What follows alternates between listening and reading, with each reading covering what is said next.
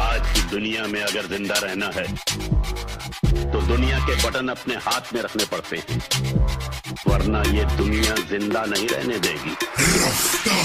जदों मैं जावा छोटे बीमर्स एंड बेंजेस, जंगल च तुरदा शेर जीवे नो फेंसेस, गल्ला मैं लिखदा सच पावे ऑफेंसिव, मेरी नजरां तो बच no lenses, भजना सिक्खण तो पहला डिगना जरूरी है, पावे जो मिल जावे थल्ले टिकना जरूरी है। आप नु कह लो तुसी वड्डा कलाकार, चंगा दिखण तो पहला चंगा लिखना जरूरी है। गला मेरी एनु सुन के नहीं अपने ते दूजिया दे करना पाओ, जिन्हें कहते सीगे एनिमी नु खड़ा ना मैं फिर भी ना रुके आओ, सब नु बताओ उन्हां नु मेरे गाने सुनाओ, नाल कहदो वीर थोड़ा चल रहा पौड़ी slowly slowly, बहुत आगे जाना पड़ता हौली हौली, एक बारी चल चल गोली जो भी आवे ओदे जाना उन्हें पार, मारी जावा ठाठा शब्दा दा सलानी बोले मेरे जिवे हथियार, ऐदा ही पैनी है मेरे लफ्ज़ां दी मार, ना मेरा याद करो RAFTAAR, तुसी कुछ भी नहीं जानते मेरे बारे, गला मेरे बारे कर देने फिर भी सारे, मैं कित्थों आया किवें बनिया अज मैं बनिया, हाले तां मैं कुछ भी नहीं बनिया, वेखी जाओ लैग मैं सारे, तुसी कुछ भी नहीं जानते मेरे बारे, गला मेरे बारे कर देने फिर भी सारे, मैं कित्थों आया किवें बनिया अज मैं बनिया, मेरी कहानी है WTF, बड़े हत्थे मिलदे ने जेड़े करदे झूठा वादा, सारे पाखंडी बचिया ना कोई सीधा साधा,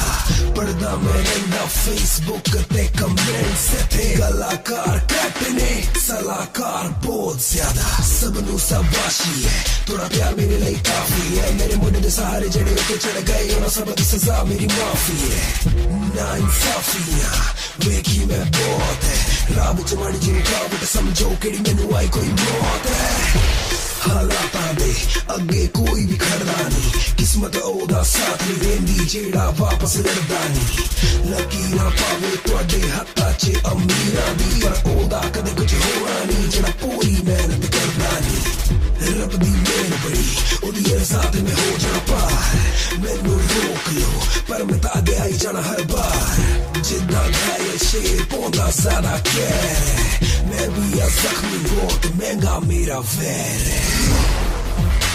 तुसी कुछ भी नहीं जानते मेरे बारे,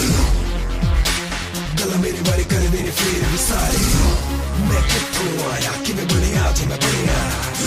हाले तां मैं कुछ भी नहीं बनिया, वेखी जाओ लैग मैं सारे, तुसी कुछ भी नहीं जानते मेरे बारे, गला मेरे बारे कर देने फिर भी सारे, मैं कित्थों आया किवें बनिया अज मैं बनिया, मेरी कहानी है WTF।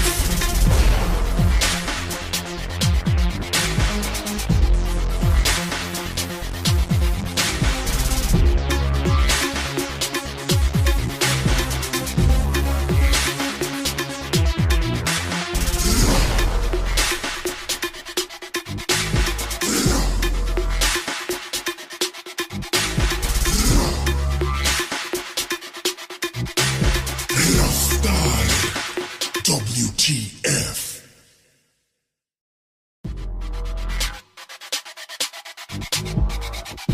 आज की दुनिया में अगर जिंदा रहना है तो दुनिया के बटन अपने